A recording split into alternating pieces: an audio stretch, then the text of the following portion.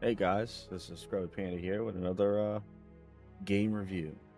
Recently, I have finished Far Cry 4 and got 100% Steam achievements for it. Man, was this game disappointing playing again. I believe Far Cry 4 came out in 2014. Uh, well, let's double check that. We'll get some factual information. Uh, let's see. Where is it? Where is it? Where's the date? 2012. Oh, no, never mind. 2014. Yep. 2 years after Far Cry 3, which was an absolute goated S tier game in from my latest review when I did that. Now, I do promise with these reviews, once I get the ball rolling and maybe more people start seeing these videos, start getting the word around a little bit, appreciating it a little bit more, I'm going to start adding more content, more. I feel like starting from bare bones, working my way up and putting more into it as it gets a more better ball rolling. See who's interested. Just puts a lot of stress off on me. Doing all the editing and then watching myself get 1 or 2 views is disheartening. I know being a content creator nowadays is like super difficult, and it's super difficult to get a head start unless you found something beforehand before everybody else, and I did not do that. I just do this because I like it. But like I said, I also like this raw form. This raw form is a little bit more, I feel like, more personal and more involved with people. When it comes to the bigger games, I'll probably delve a little bit more into it. I do plan on doing like 100% Skyrim. I'm gonna be streaming that. 100% Fallout 4, stuff like that. 100% New Vegas, which is gonna be rough because you got to do survival mode for that. um, Far Cry 4, the summary: you play as AJ Gale. He's returning to Kyrat, which is a fictional located near the Himalayas, I believe, mountains of the Himalayas. Um, he's returning to Kyrat to spread his mother's ashes. The tyrannical ruler of Kyrat, Pagan Min, stops his bus, murders the bus guy, captures the guy, essentially the guy that was helping smuggling him in, essentially. Gets sat. Pagan wants him to sit there for 15 minutes. Fun fact, if you actually sit there for 15 minutes, there is a secret ending in which literally all he does is you go up and spread the ashes and the game ends. It's actually funny. It's cool. A little niche. If you're most people, you essentially, AJ gets put into the Golden Path, which is the rebellion forces trying to fight against Pagan's regime. All in all, you have 2 routes. You have Sabal and Mita. Both are complete dickbags and shit for the country. We're gonna get into that with the theming.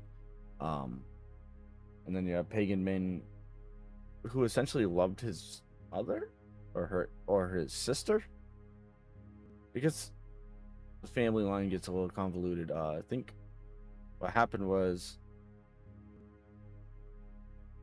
I don't remember. Like I said, I don't remember off the top of it. I should probably start making like a review list and reading off at least to get the review properly. But also, it's weird because I just really want to do a quick rundown of the story, and then we can deep dive into certain aspects after, So essentially, AJ is convinced to take down Pagan. Eventually, he takes down all 3 of his lieutenants, and then proceeds to be left with a choice at the end of the game to kill or let Pagan free. My run, I let him go. There's like 3 endings. You have your secret ending. There's 4 endings. Your secret ending, the ending where you let Pagan go, or the one of 2 endings ending with Amita or Sabal. You have your secret ending, which essentially ends the game in 15 minutes. It's quite simple. You'll go up, you thing, and then Pagan gives off Kyrat to AJ, which was his entire goal in the first place, actually, believe it or not. If you let Pagan live at the end of the game, it's the same thing. You just play through the whole game, and Pagan gets up without a fight. You have dinner, you go spread the ashes. He leaves and leaves Kyrat in the hands of AJ as the new ruler of Kyrat. Then if you kill Pagan, then the ruling hand turns into who you abided by throughout the game. So many in the gameplay options, you have many different missions. You either side with Sabal or you side with Amita, and towards the end of the game, you kill either Sabal or Amita in favor of the other option. Morally, they're both shit. And I'll have my own reasonings and my own morality displacements in a moment. But if you chose some Amita essentially will become the new ruler and essentially puts everybody into slave labor for drug trafficking. And that's how she wants to run the economy for Kyrat. In the end, if you chose to kill Amita and went with Sabal, he essentially paganizes everything, so he runs everybody through the strict religious values of old Kyrat. So all the little girls are sent away as to be married by older men. Really, I kind of compare it to just modern day Islam or Islamic extremism. Marrying children,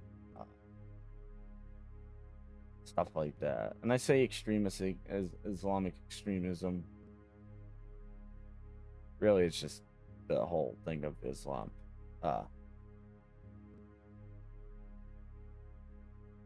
Yeah. So let's go over the gameplay. Gameplay is literally, it's almost a copy and paste to Far Cry 3.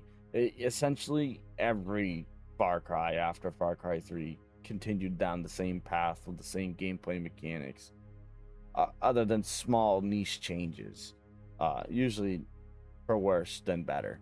Far Cry 4 I wouldn't say is bad at all. By gameplay mechanics, it's great because it follows off of the mechanics of a great game.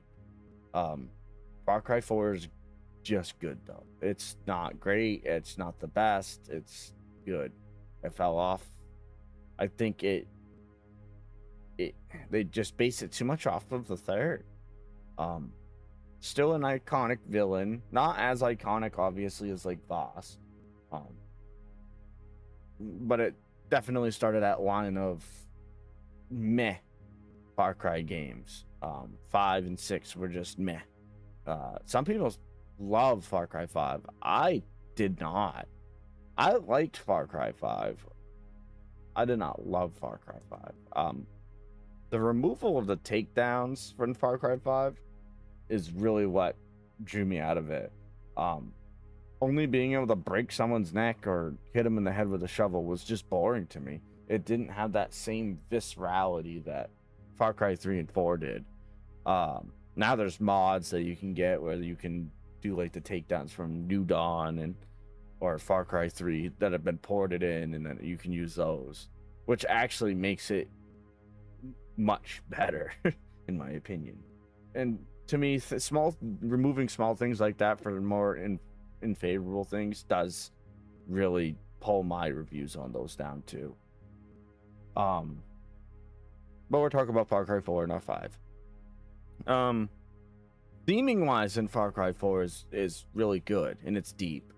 Because you have a country, essentially a third world country, and it's kind of like a statement of modern day world economics and geographical shit that happens. You have a third world country being run by a dictatorship, and then the moral of the story, if you choose to kill Pagan, you're implementing another dictatorship.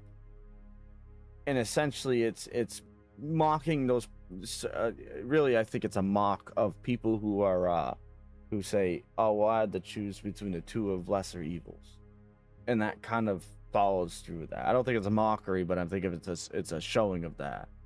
You have Pagan Ming, who is the worst dictator out of the two, but then you have two who believe that you need to have a dictatorship in order to build it back up to gain your freedoms. Obviously, that's incorrect. Look at America.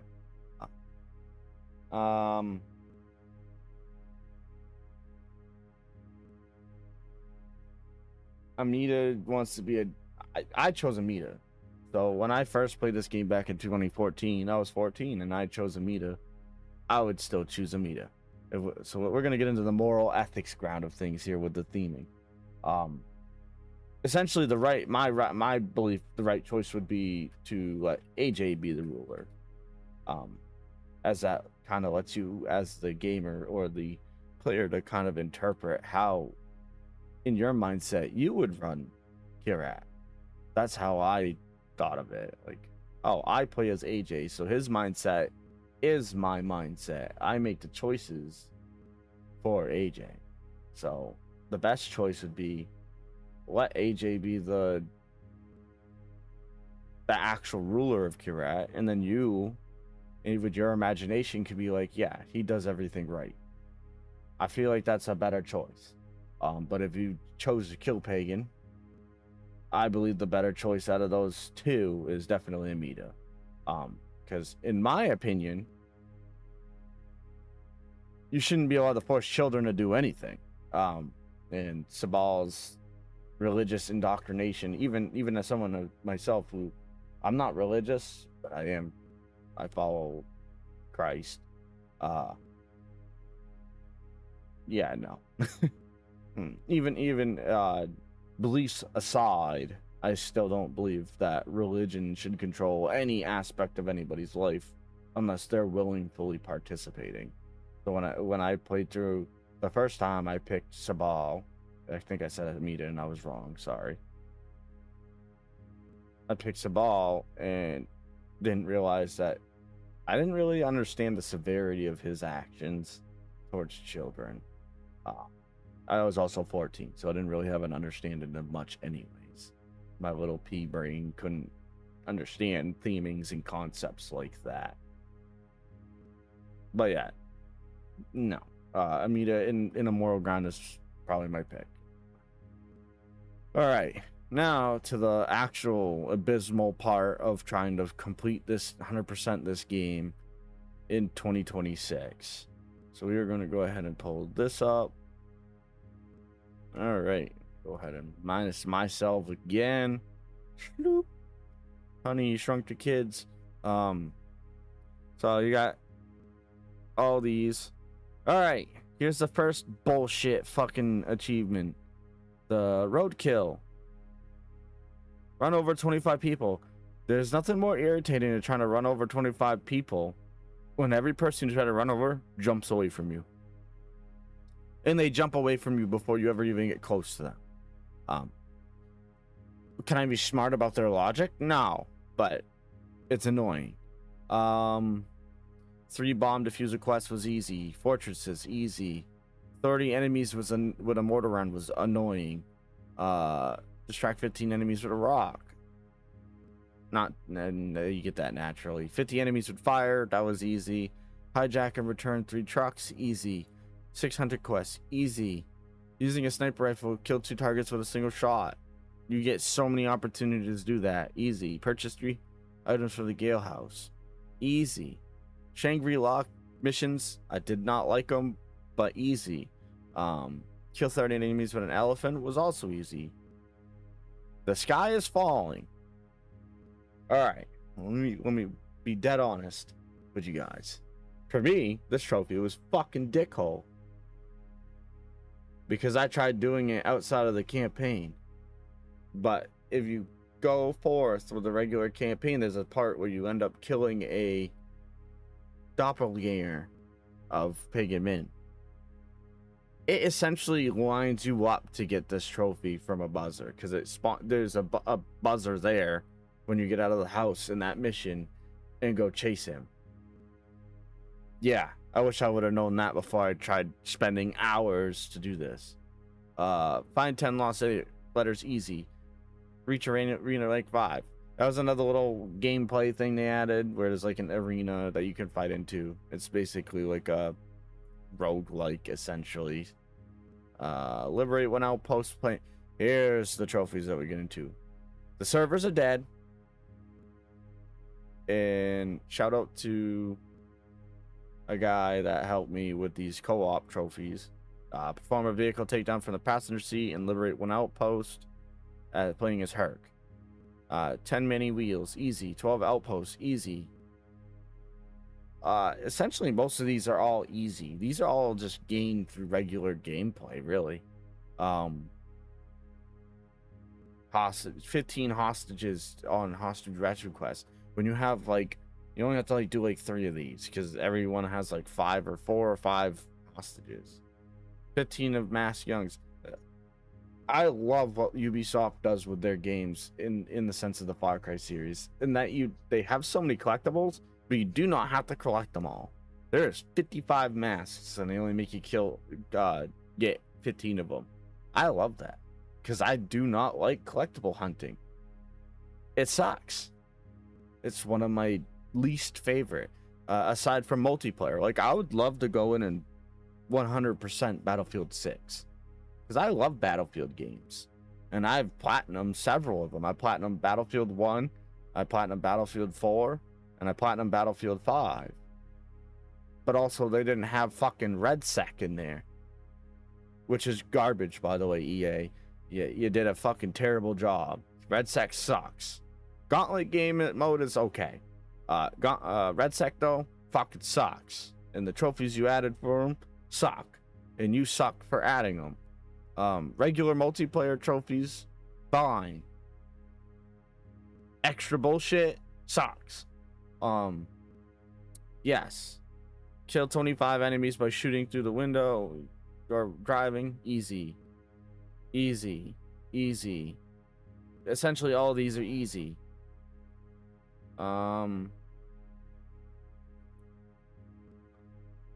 Let's see. There was a couple other ones that were a pain in the balls. Wait, I'm getting to it. Because it's a multiplayer trophy. Hold on. The DLC for this was actually okay. Like, I wouldn't say it was very good. But I guess for its time, it was pretty good. It was okay. I liked it. It wasn't too bad.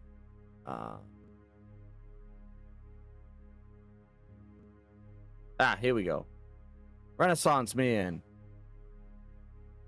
How many hours do I have on this? I have 43.8 hours on this game. And at least 11 of those hours were waiting in queues to do these fucking game modes for this 100%. I believe that if you have an old game on Steam and you release the achievements, any multiplayer should just be removed from that build, so that way for the 100% should be removed. Like right now I have a worry because, like I said, I want to go through all the Resident Evil games. I own like every Resident Evil game except for Zero and some of the spin-offs, like Survivor or something like that, whatever the fuck they're called. I don't remember.